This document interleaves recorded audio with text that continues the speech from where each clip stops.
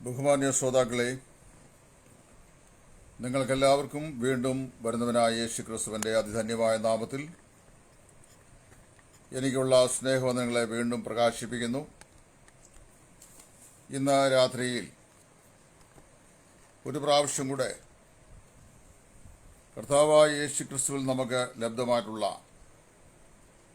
ആത്മരക്ഷയുടെ പ്രത്യേകത എന്ന് പറയുന്ന വിഷയത്തെ സംബന്ധിച്ച് ഞാൻ ദൈവസ്ഥനിൽ സംസാരിക്കുവാൻ താല്പര്യപ്പെടുകയാണ്.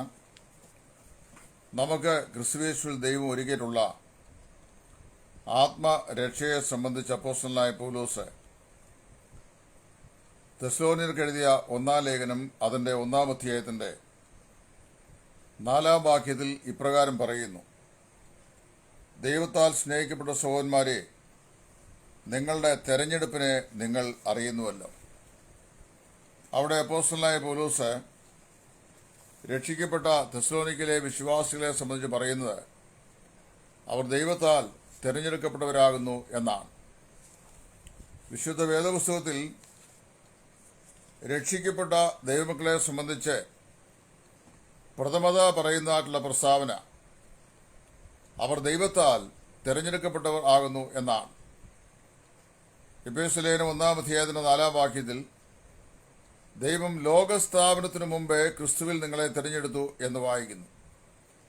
വിശുദ്ധ വേദപുസ്തകത്തിലെ ഏറ്റവും പ്രയാസമുള്ള, ഗ്രഹിക്കുവാൻ ബുദ്ധിമുട്ടുള്ള ഒരു പദപ്രയോഗമാണ് എലക്ഷൻ, അതായത് തെരഞ്ഞെടുപ്പ് എന്ന് പറയുന്നതായിട്ടുള്ള പ്രയോഗം. ദൈവം നമ്മെ ലോകസ്ഥാപനം മുമ്പേ തിരഞ്ഞെടുത്തു. എങ്ങനെ തിരഞ്ഞെടുത്തു? റോമാലേഖനം 8-ാം അധ്യായത്തിന്റെ 29 വാക്യങ്ങൾ. അവൻ ദൈവം മുന്നറിഞ്ഞവരെ തന്റെ പുത്രൻ മുഖാന്തരം അനേകം സഹോദരന്മാരിൽ ആദ്യജാതരാകേണ്ടതിന് അവന്റെ സ്വരൂപത്തോട് അനുരൂപരാകുവാൻ മുൻനിയമിച്ചു. ദൈവം മുന്നറിഞ്ഞവരെയാണ് ദൈവം മുൻനിയമിക്കുകയും തിരഞ്ഞെടുക്കുകയും ചെയ്തത്. ആ തിരഞ്ഞെടുപ്പിനെ കുറിച്ച് പറയുമ്പോൾ കർത്താവ് തന്നെ പറഞ്ഞു, നിങ്ങൾ എന്നെ തിരഞ്ഞെടുത്തതല്ല, ഞാൻ നിങ്ങളെ തിരഞ്ഞെടുത്തത്രേ. കർത്താവിൻ്റെ സ്നേഹമാണ് അതിന് ദൈവത്തെ പ്രോത്സാഹിപ്പിച്ച വിഷയം എന്ന് പറയുന്നത്. യോഹന്നാന്റെ സുവിശേഷം 17-ാം അധ്യായത്തിൽ ഏതാണ്ട് 15 പ്രാവശ്യത്തിലധികം 7 പ്രാവശ്യത്തിലധികം തെരഞ്ഞെടുപ്പ് എന്ന് പറയുന്ന ഈ മഹത്വരമായ വിഷയം കർത്താവ് തന്റെ മധ്യസ്ഥ പ്രാർത്ഥനയിൽ ഓർത്തിരിക്കുന്നതായി നമ്മൾ വായിക്കുന്നുണ്ട്. ഇന്ന് രാത്രിയിൽ നമുക്ക് നൽകപ്പെട്ടിരിക്കുന്ന ഈ രക്ഷയുടെ 5 പ്രത്യേകമായിരിക്കുന്ന പ്രത്യേകതകൾ അത് ഏതൊക്കെയാണെന്നാണ് ഞാൻ സംഗ്രഹമായി സൂചിപ്പിക്കുവാൻ ആഗ്രഹിക്കുന്നത്. ആദ്യമായി ഞാൻ ഓർപ്പിക്കട്ടെ, സാൽവേഷൻ ബിഗിൻസ് വിത്ത് ഗാഡ്. രക്ഷ ദൈവത്താൽ ആരംഭിക്കപ്പെട്ട ഒന്നാണ്. കുടുംബജീവിതം മനുഷ്യന് വേണ്ടിയുള്ളത് ദൈവത്താൽ സ്ഥാപിതമായതുപോലെ മനുഷ്യന്റെ ആത്മരക്ഷ ദൈവത്തിൽ ആരംഭിച്ചതും ദൈവത്താൽ സ്ഥാപിക്കപ്പെട്ടതുമായ ഒന്നാണ്. 2 തെസ്സലോനി 2-ാം അധ്യായത്തിന്റെ 13-ാം വാക്യത്തിൽ നാം ഇങ്ങനെ വായിക്കുന്നു: ദൈവം ലോകാരംഭം മുതലേ നിങ്ങളെ രക്ഷയ്ക്കായി തിരഞ്ഞെടുത്തിരിക്കുന്നു. ഈ വാക്യാംശം വളരെ സംശയങ്ങൾക്കും വിശേഷാൽ വാദപ്രതിവാദങ്ങൾക്കും വാദകോലാഹലങ്ങൾക്കും വേദിയൊരുക്കിയിട്ടുള്ള ഒരു വാക്യമാണ്. ദൈവം ലോകാരംഭം മുതലേ നമ്മെ രക്ഷയ്ക്കായി തിരഞ്ഞെടുത്തു എന്ന് പറയുമ്പോൾ ചില ആളുകളെ ദൈവം രക്ഷയ്ക്കായി തിരഞ്ഞെടുക്കുകയും ചില ആളുകളെ ദൈവം ശിക്ഷയ്ക്കായി കൈവിടുകയും ചെയ്തു എന്ന് tulip, total depravity, unconditional election, limited atonement, irresistible grace, perseverance of saints ഇത് പഠിപ്പിക്കുന്ന കാൽവിൻ ചിന്താഗതിക്കാരെ പഠിപ്പിക്കാറുണ്ട്. എന്നാൽ ദൈവം ആരെയും ശിക്ഷയ്ക്കായി തള്ളിക്കളഞ്ഞിട്ടില്ല എന്നുള്ളതാണ് ദൈവം വായിക്കുന്നത്. വചനം ഇങ്ങനെ പറയുന്നു: അവൻ എല്ലായിടത്തുമുള്ള എല്ലാവരും മാനസാന്തരപ്പെടണം എന്ന് ആഗ്രഹിച്ചുകൊണ്ട് മനുഷ്യനോട് ദീർഘക്ഷമ കാണിക്കുക എത്രയാകുന്നു. എല്ലാവരും, എല്ലായിടത്തുമുള്ള എല്ലാവരും എല്ലാ കാലത്തും മാനസാന്തരപ്പെട്ട് ദൈവമക്കളായി തീരണം എന്നാണ് ദൈവം ആഗ്രഹിക്കുന്നത്. എന്നാൽ രക്ഷിക്കപ്പെടുന്ന ദൈവമക്കളെ സംബന്ധിച്ച് അവർ യേശുക്രിസ്തുവിനെ രക്ഷിതാവായി സ്വീകരിക്കുമെന്ന് ദൈവം മുന്നമേ തന്റെ സർവ്വജ്ഞാനത്തിൽ അറിഞ്ഞു. അതുകൊണ്ട് നാം വായിക്കുന്നത് രക്ഷിക്കപ്പെടുന്നവരെ കർത്താവ് തെരഞ്ഞെടുത്തു എന്നുള്ളതാണ്. ഇത് മനസ്സിലാക്കാൻ ഞാനൊരു ചെറിയ ലളിതമായ മാർഗം പറയാം. വിശുദ്ധ വേദപുസ്തകത്തിൽ ദൈവത്തെ സംബന്ധിച്ച് എപ്പോഴും പറയുമ്പോൾ ദൈവത്തെ സംബന്ധിച്ച് വർത്തമാനകാലത്തിലാണ് പറഞ്ഞിരിക്കുന്നത്. God is always in present tense. അതുകൊണ്ട് ദൈവത്തിന് പാസ്റ്റ് ഇല്ല, ദൈവത്തിന് ഫ്യൂച്ചർ ഇല്ല. പൂർവ്വകാലത്ത് ഞാൻ ഭൂമിക്ക് അടിസ്ഥാനമിട്ടു എന്ന് ദൈവം പറയുമ്പോൾ കാലത്തിന്റെ അകത്ത് അധിവസിക്കുന്ന മനുഷ്യനാണ് അത് പൂർവ്വകാലമായിരിക്കുന്നത്. കാലാതീതനായിരിക്കുന്ന ദൈവത്തിന് അത് വർത്തമാനകാലമാണ്. ഞാൻ നിങ്ങളെ അനുഗ്രഹിച്ച് നിങ്ങൾക്ക് നന്മ വരുത്തും എന്നും ഞാൻ നിങ്ങൾക്ക് ദേശത്ത് സമാധാനം വരുത്തും, ശുഭകരം നിങ്ങൾ ആഗ്രഹിക്കുന്ന ശുഭഭാവി നിങ്ങൾക്ക് ലഭിപ്പാൻ തക്കോണം നിങ്ങളെക്കുറിച്ചുള്ള എൻ്റെ നിരൂപണങ്ങൾ തിന്മയ്ക്കല്ല നന്മയ്ക്കത്രയാകുന്നുവെന്നും യിരെമ്യാവ് 29:11 പറയുമ്പോൾ, യെശയ്യാ 54:10 പർവ്വതങ്ങൾ മാറിപ്പോകും, കുന്നുകൾ നീങ്ങിപ്പോകും, എന്നാൽ എൻ്റെ ശാശ്വതമായ സമാധാന നിയമം നിങ്ങളെ വിട്ട് ഒരു നാളും വിട്ടുമാറുകയില്ല എന്ന് നിങ്ങളോട് മനസ്സറിവുള്ള കർത്താവ് അരുളി ചെയ്യുന്നു എന്നും പറയുമ്പോൾ, കാലത്തിൽ ജീവിക്കുന്ന മനുഷ്യന് അത് ഭാവികാല ദൈവിക പരിപാടിയായിട്ടാണ് മനസ്സിലാകുന്നത്. എന്നാൽ ദൈവത്തിന് അത് വർത്തമാനകാലമാണ്. അതുകൊണ്ടാണ് എബ്രായ ലേഖനം 13:8 യേശു ക്രിസ്തു ഇന്നലെയും ഇന്നും എന്നേക്കും അനന്യൻ തന്നെ, Jesus Christ the same yesterday today and forever. ഇന്നലെയും ഇന്നും എന്നും കർത്താവ് അനന്യൻ, മാറ്റമില്ലാത്തവൻ. ഇപ്പോൾ God is always present in present tense. ദൈവം എല്ലായ്പ്പോഴും വർത്തമാനകാലത്തിൽ അധിവസിക്കുന്നവനാണ്. കാലത്തിനും അതുപോലെ തന്നെ വസ്തുക്കൾക്കും അതീതനാണ് വലിയവനായ ദൈവം. ഇപ്പം ദൈവം നമ്മെ ആദ്യം മുതലേ രക്ഷയ്ക്കായി തിരഞ്ഞെടുത്തു എന്ന് പറഞ്ഞു കഴിഞ്ഞാൽ നമുക്ക് നമ്മുടെ ദൃഷ്ടിയിൽ അത് പൂർവ്വകാല അനുഭവം അല്ലെങ്കിൽ ഗതകാല അനുഭവവും ദൈവദൃഷ്ടിയിൽ വർത്തമാനകാല അനുഭവമാണ്. അതുകൊണ്ട് കർത്താവ് യോഹന്നാൻ 15:14 പറഞ്ഞു, നിങ്ങൾ എന്നെ തിരഞ്ഞെടുത്തല്ല, ഞാൻ നിങ്ങളെ തിരഞ്ഞെടുത്തത്രേ. അതുപോലെ തന്നെ എഫേസ്യ ലേഖനം 1:4 പൗലോസ് പറഞ്ഞു, ദൈവം ലോകസ്ഥാപനത്തിന് മുമ്പേ ക്രിസ്തുവിൽ നമ്മെ തിരഞ്ഞെടുത്തു. The entire plan of salvation was born in the heart and mind of God. അതായത് മനുഷ്യന്റെ രക്ഷയെ സംബന്ധിച്ചുള്ള എല്ലാ ദൈവിക പദ്ധതികളും ദൈവഹൃദയത്തിന്റെ മാത്രം താല്പര്യവും ആഗ്രഹവുമായിരുന്നു. ദൈവത്തിലാണ് രക്ഷ ആവിർഭവിച്ചത്. ഇപ്പൊ രക്ഷയുടെ ഒന്നാമത്തെ പ്രത്യേകത അത് ദൈവഹൃദയത്തിന്റെ ആഗ്രഹമായിരുന്നു, ദൈവഹൃദയത്തില് ആവിർഭവിച്ചതാകുന്നു. രണ്ടാമത് അത് രക്ഷയെക്കുറിച്ച് പറയുന്നത് സാൽവേഷൻ ഇൻവോൾവ്സ് ഗോഡ്സ് ലവ്. രക്ഷയിൽ ദൈവത്തിന്റെ സ്നേഹം നമുക്ക് കാണാൻ കഴിയുന്നുണ്ട്. ഈ തെസ്സലോനിക്കയിലെ വിശ്വാസികളെ അപ്പോസ്തലനായ പൗലോസ് സംബോധന ചെയ്യുന്നത് പ്രിയപ്പെട്ട സഹോദരന്മാരെ എന്നാണ്. അതായത് ബ്രദറൻ ബിലവഡ്, പ്രിയപ്പെട്ട സഹോദരന്മാരെ. അത് പൗലോസിന് മാത്രമല്ല, 1 തെസ്സലോനിക്കർ 2:17 വാക്യം, ദൈവത്തിനും അവർ പ്രിയപ്പെട്ടവരാണ്. എങ്ങനെയാണെന്ന് ചോദിച്ചാൽ ദൈവവചനം പറയുന്ന God's love made Calvary possible എന്നാണ്. റോമാലേഖനം 5:8 വാക്യം, ദൈവം അവനെ പരസ്യമായി നിർത്തിയിരിക്കുന്നു. ദൈവം കാൽവറിയിൽ കർത്താവായ യേശു ക്രിസ്തുവിനെ പരസ്യമായി പ്രദർശിപ്പിച്ചിരിക്കുകയാണ്. പ്രദർശനം, അതായത് എക്സിബിഷൻ എന്ന് പറയുന്നത് നമ്മൾ സാധാരണയായി പല രംഗങ്ങൾ കാണാറുള്ളതാണ്. ഒരു നല്ല ടെക്സ്റ്റൈൽ ഷോറൂമിൽ ചെന്ന് കഴിഞ്ഞാൽ ആ ടെക്സ്റ്റൈൽ ഷോറൂമിലുള്ള പുതിയ വസ്ത്രങ്ങൾ, സാരികൾ, അതുപോലെ പാൻസ്, ഷർട്ട്, സ്യൂട്ടിങ്, ഇതൊക്കെ ചില പ്രതിമകളിൽ ആ പ്രതിമകളെ ധരിപ്പിച്ചു നിർത്തിയിട്ടുണ്ട്. അത് എക്സിബിറ്റ് ചെയ്തിരിക്കുകയാണ്, പ്രദർശിപ്പിച്ചിരിക്കുകയാണ്. ആ വടിവൊത്ത പ്രതിമയിൽ ധരിപ്പിച്ചിരിക്കുന്ന ഈ സാരിയോ പാൻസോ സ്യൂട്ടിങ്ങോ ഒക്കെ കാണുമ്പോൾ അത് എങ്ങനെയുള്ളതാണ്, ഒരാൾ ധരിച്ചാൽ എങ്ങനെയിരിക്കും എന്ന് പ്രഥമ ദൃഷ്ടിയ നമുക്ക് കാണിച്ചു തരുവാൻ അത് പ്രദർശിപ്പിച്ചിരിക്കുകയാണ്. മനുഷ്യരോടുള്ള ദൈവത്തിന്റെ സ്നേഹം കാൽവറിലെ ക്രൂശിൽ ദൈവം പ്രദർശിപ്പിച്ചിരിക്കുന്നു എന്ന് നാം വായിക്കുന്നു. ആ പ്രദർശനം ആണ് ഇവിടെ അപ്പോസ്തലൻ പറയുന്നത് ദൈവത്തിന്റെ രക്ഷയിൽ, ദൈവൊരുക്കിയ രക്ഷയിൽ ദൈവത്തിന്റെ സ്നേഹം അന്തർലീനമായിരിക്കുകയാണ്. മറ്റൊരു വാക്കിൽ പറഞ്ഞു കഴിഞ്ഞാൽ നമ്മെ സ്നേഹിച്ച ദൈവത്തിന്റെ സ്നേഹമാണ് നമ്മുടെ രക്ഷയ്ക്ക് മുഖാന്തരമായി, കാരണമായി ഭവിച്ചത് എന്ന് തിരുവഴുത്തിലൂടെ നമുക്ക് മനസ്സിലാക്കാൻ സാധിക്കുന്നു. അതുകൊണ്ട് ഇവിടെ അപ്പോസ്തലനായ പൗലോസും പറയുന്നത് ഡിയർലി ബിലവഡ് ബ്രദറൻ, അതായത് പ്രിയപ്പെട്ട സഹോദരന്മാരെ, അവർ പൗലോസിനും അതുപോലെ ദൈവത്തിനും പ്രിയപ്പെട്ടവരാണ്.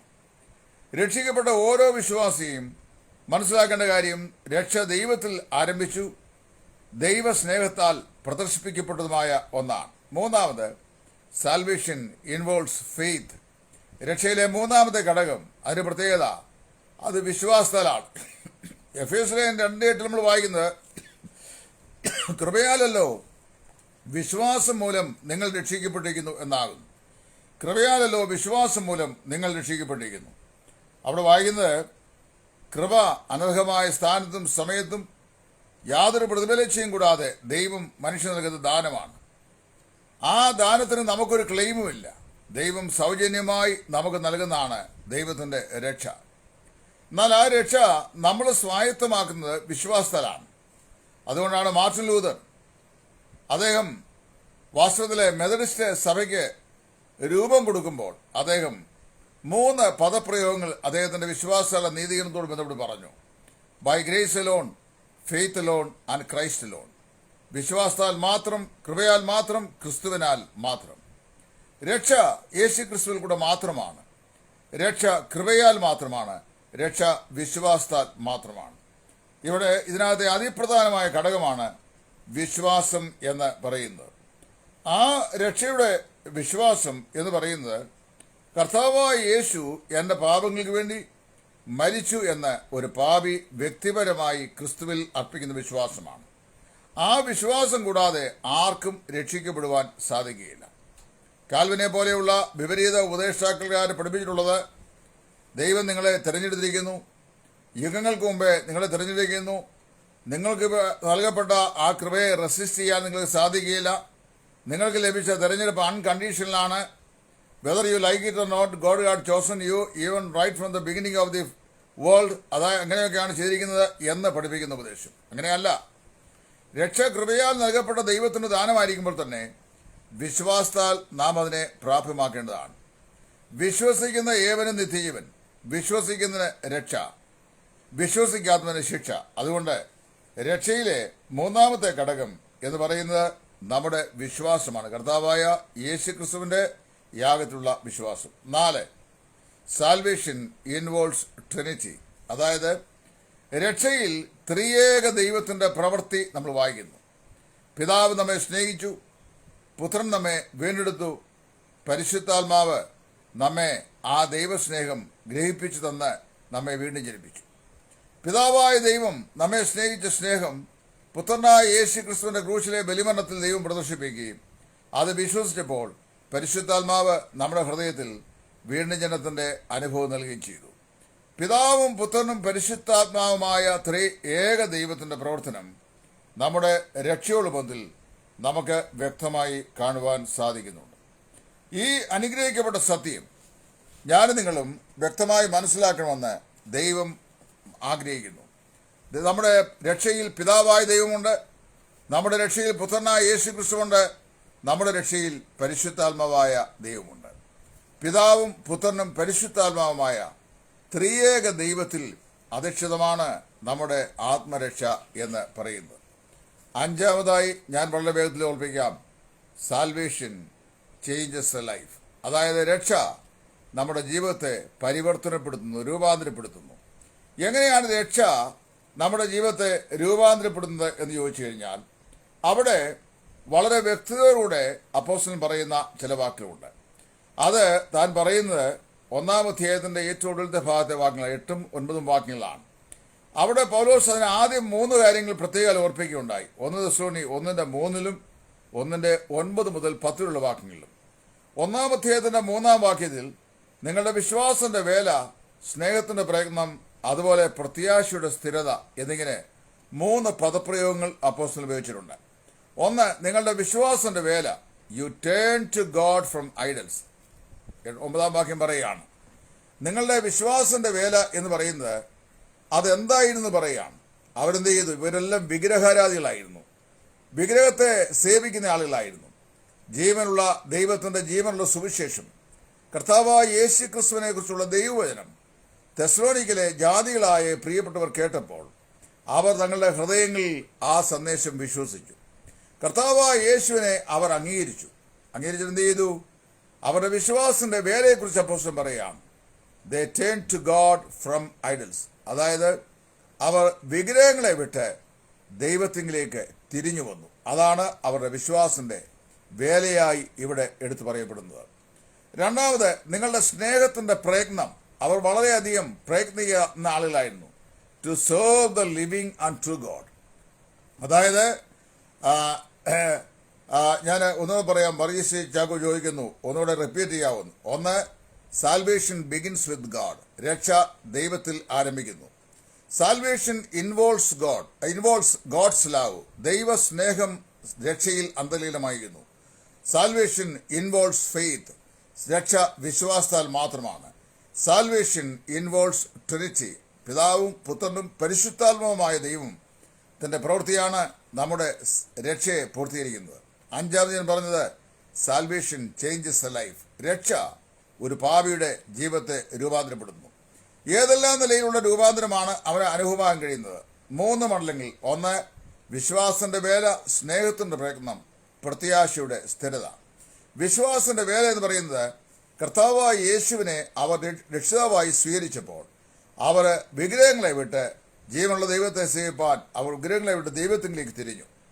സ്നേഹത്തിന്റെ പ്രയത്നം എന്ന് പറയുന്നത് to serve the living and true God. അതായത് ജീവനുള്ള ദൈവത്തെ സേവിപ്പാൻ വേണ്ടിയാണ് അവര് തിരിഞ്ഞു വന്നത്.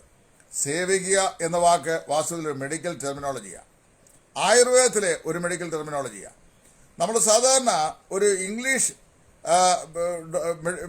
മെഡിക്കൽ പ്രാക്ടീഷണർ അടുത്ത് ചെന്ന് കഴിഞ്ഞാൽ, അതായത് നമ്മളൊരു ഹോസ്പിറ്റലിൽ ചെന്ന് കഴിഞ്ഞാൽ നമ്മുടെ രോഗത്തെക്കുറിച്ച് ശരിയായ ഒരു പരിശോധന ഡോക്ടർ ചെയ്യും. അതിനുശേഷം അതേ കുറേ മെഡിസിൻസ് പ്രിസ്ക്രൈബ് ചെയ്യും. ചില മെഡിസിൻ പറയും രാവിലെയും ഉച്ചയ്ക്കും വൈകിട്ടും ആഹാരത്തിന് ശേഷം ഓരോ ഗുളിക കഴിക്കണം എന്ന് പറയും. അപ്പം നമ്മളത് കഴിക്കുന്നു, നമ്മുടെ രോഗം പ്രായേണ കുറഞ്ഞു വരുന്നു. എന്നാൽ നമ്മൾ ഒരു ആയുർവേദ ഡോക്ടറെ അടുത്താണ് നമ്മുടെ അസുഖമായിട്ട് ചെല്ലുമെങ്കിൽ അദ്ദേഹം പറയും, നിങ്ങൾ വെറും വയറ്റിൽ ഈ തൊള്ളിമരുന്ന് സേവിക്കണം. അതുപോലെ തന്നെ ഉച്ചയ്ക്ക് ആഹാരത്തിന് ശേഷം ഞാൻ തരുന്ന ഈ ലേഹ്യം സേവിക്കണം. വൈകിട്ട് അത്താഴം കഴിച്ച ശേഷം നിങ്ങൾ എന്ത് ചെയ്യണം? നിങ്ങൾ ഈ മരുന്ന് സേവിക്കണം. എല്ലാം തത്വത്തിലൊന്നും തന്നെയാണ്, കഴിക്കുക എന്ന് പറഞ്ഞാലും സേവിക്കുക എന്ന് പറഞ്ഞാലും.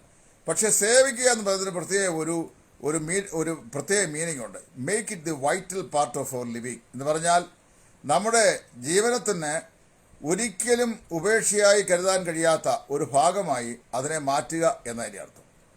അതാണ് സേവിക്കുക.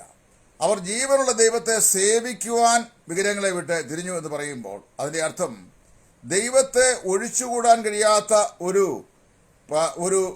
വിഷയമായി അവരുടെ ജീവിതത്തിൽ അവർ കൈക്കൊണ്ടു എന്നാണ്. അതാണ് അവരുടെ സ്നേഹത്തിൻ്റെ പ്രയത്നമായി പറയുന്നത്. മൂന്നാമത് പറയുന്നു അവരുടെ പ്രത്യാശയുടെ സ്ഥിരത.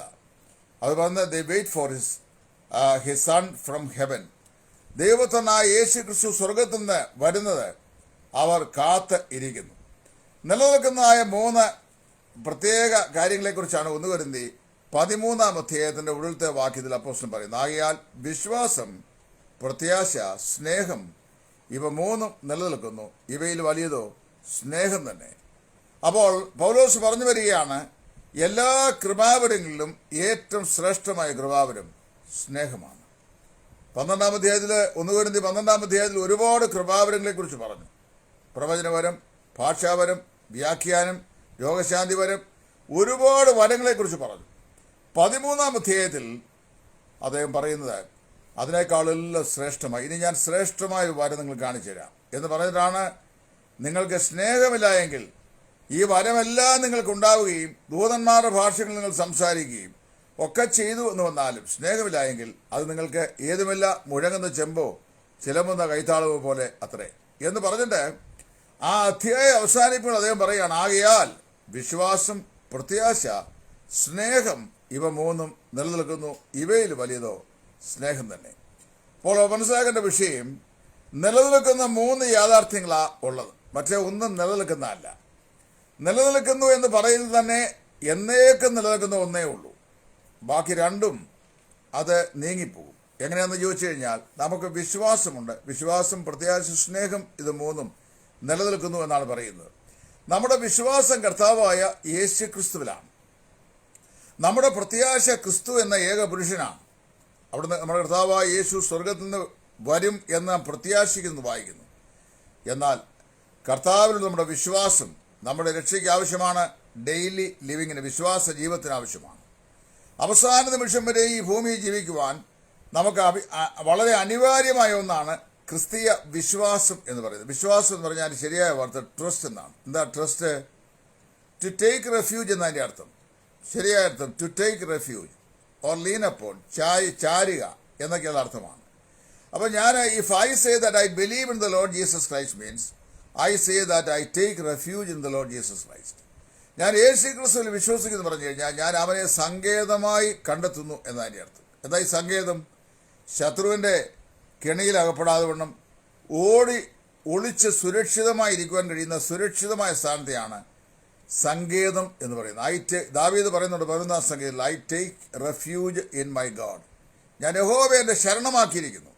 അപ്പോൾ വിശ്വസിക്കുക എന്ന് പറഞ്ഞു കഴിഞ്ഞാൽ take refuge, taking refuge in the Lord എന്നാണ് അതിൻ്റെ അർത്ഥം. കർത്താവായ യേശു ക്രിസ്തുവിൽ എന്ത് ചെയ്യുക? നാം അവനെ നമ്മുടെ സങ്കേതമായി കണ്ടെത്തുക എന്നാണ്. ഞാനിങ്ങനെ പറഞ്ഞുതരാം, നിങ്ങൾക്ക് അല്പം വ്യക്തമായി പറയാൻ. ഇളകി മറിയുന്നൊരു തടാകം, വലിയ കൊടുങ്കാറ്റ് അതിന്മേൽ ആഞ്ഞടിക്കുന്നു. ആ തടാകത്തിൻ്റെ ഇരുകരകളിലായി നിൽക്കുന്ന പച്ച ചെടികളിൽ നിന്ന്, മരങ്ങളിൽ നിന്ന് കാറ്റിൻ്റെ അതിശക്തമായിരിക്കുന്ന പ്രവാഹത്താൽ മരക്കൊമ്പുകൾ ഒടിഞ്ഞ് ഈ തടാകത്തിലേക്ക് ചിതറി വീഴുന്നു. ആ തടാകത്തിൻ്റെ മേളിൽ കൂടെ പറന്നു പോകുന്ന പറവകൾ കാറ്റിൻ്റെ ഗതിക്കെതിരെ നിൽക്കാൻ കഴിയാതെ ചിറകടിച്ച് അത് വെള്ളത്തിലേക്ക് വീഴുന്നു. തിരമാല അത് ഉയർന്ന കാറ്റിൻ്റെ ശക്തിയാൽ പൊങ്ങുന്നു. എന്നാൽ ആ തടാകത്തിന് നടുവിൽ ഒരു ഉയർന്ന പാറക്കെട്ട്. ആ പാറക്കെട്ടിൻ്റെ ചില വിടവുകളുണ്ട്. ആ വിടവുകളിൽ 2 ഇണക്കുരുവികൾ, ഹസ്ബൻഡ് ആൻഡ് വൈഫാ, അവർ ആ ഇണക്കുരുവികൾ ആ വിടവിലിരിക്കുക.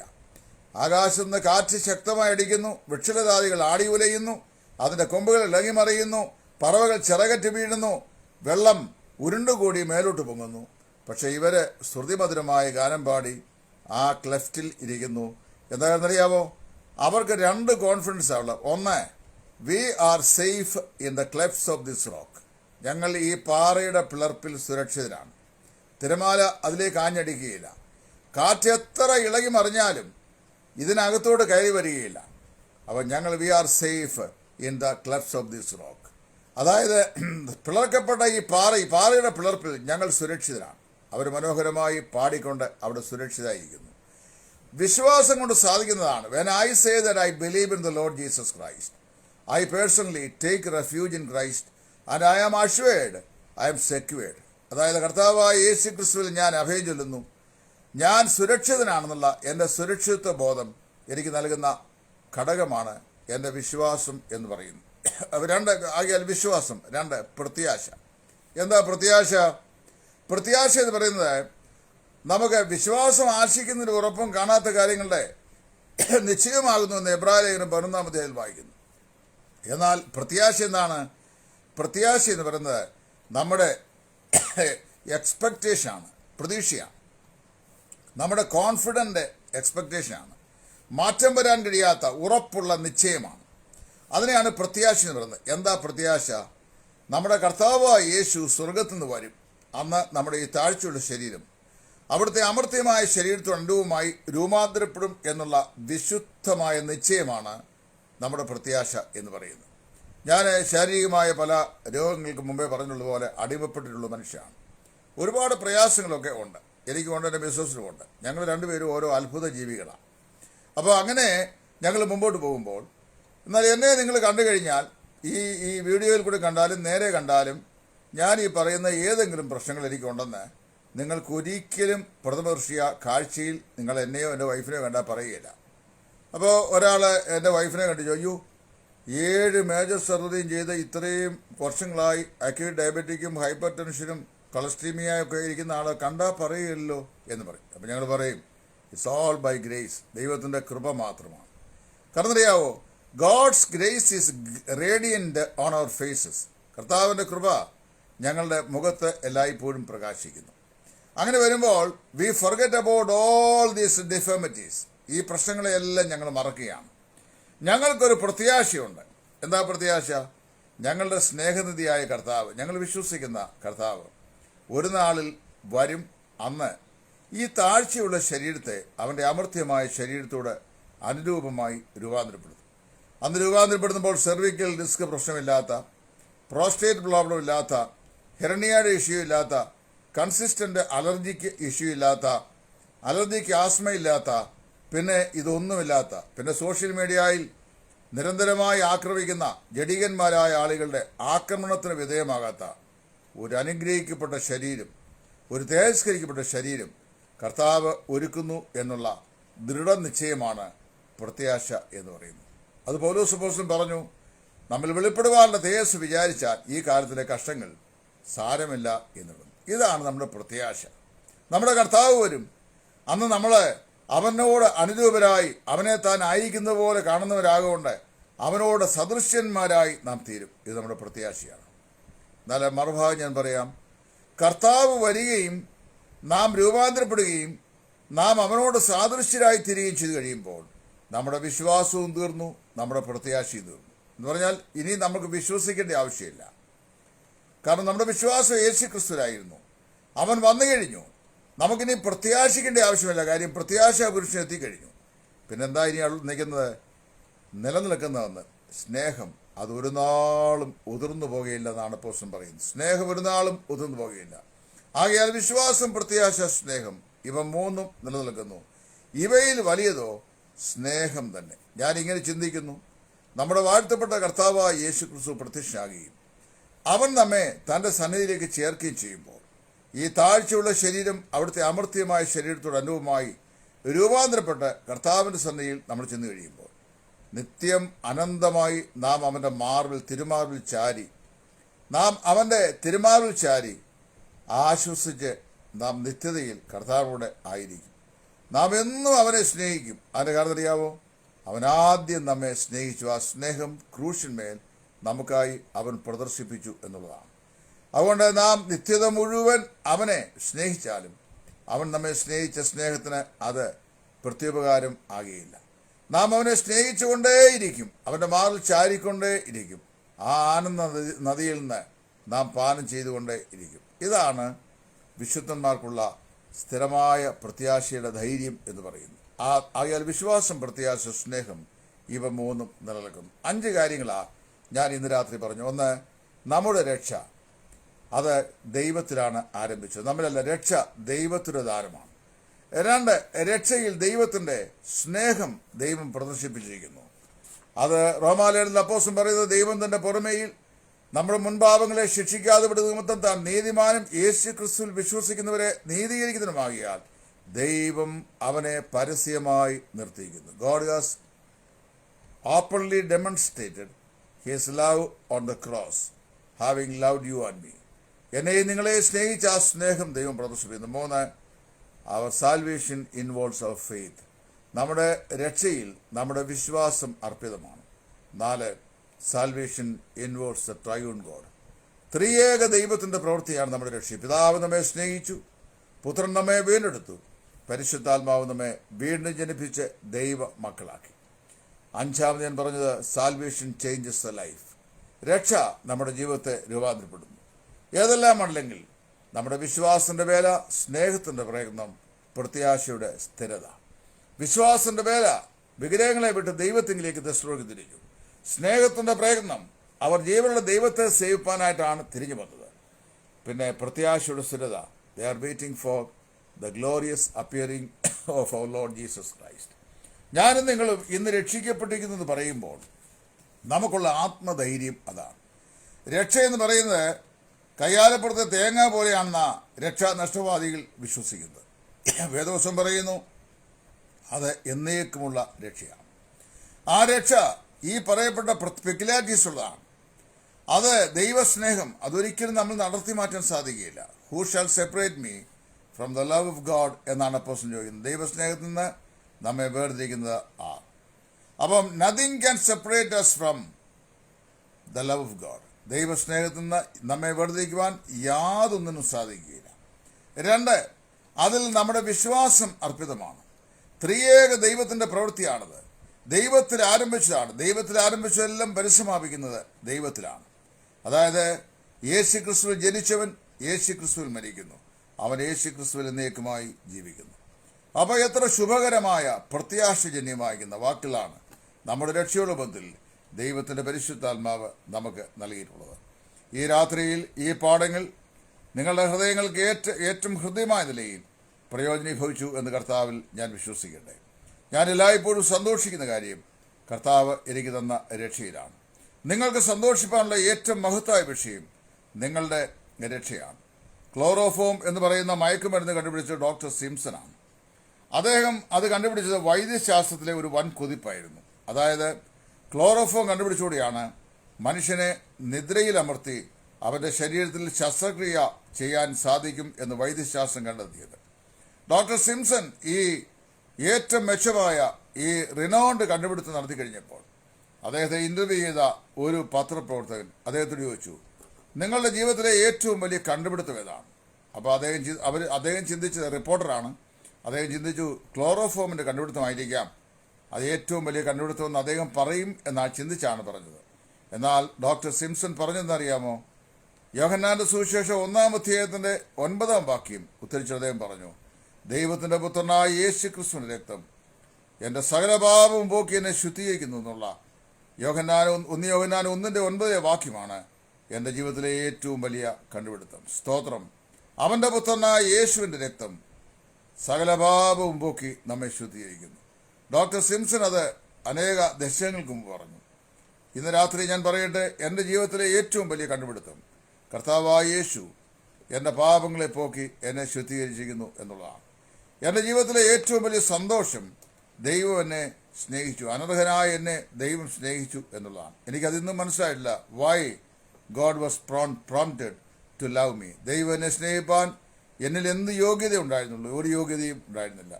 എനിക്ക് മൂന്നാമത്തെ വിഷയം, എന്നെ സന്തോഷിപ്പിക്കുന്ന ഏറ്റവും വലിയ വിഷയം, ലോകത്തിലൊരു പക്ഷെങ്കിൽ ആരും അറിയാൻ അർഹതയില്ലായിരുന്ന എന്നെ കാരണം കൂടാതെ സ്നേഹിച്ച് ക്രിസ്തുവിൽ എന്നെ പ്രസ്തുതരാക്കി ധന്യനാക്കി നിത്യത സൗജന്യമായി എനിക്ക് ദാനം ചെയ്ത് പാപത്തിൻ്റെ അതിഭയാനകമായ ശിക്ഷാവധിയിൽ നിന്ന് നിത്യമാകുന്ന സൗഭാഗ്യം സൗജന്യമായി ദൈവം എനിക്ക് തന്നു.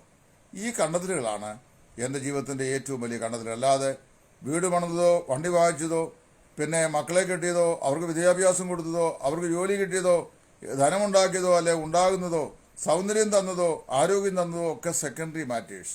എൻ്റെ ഏറ്റവും വലിയ വിഷയം, ഗോഡ് ഫ്രീലി ലവ്ഡ് മീ. ദൈവം സൗജന്യമായി എന്നെ സ്നേഹിച്ചു.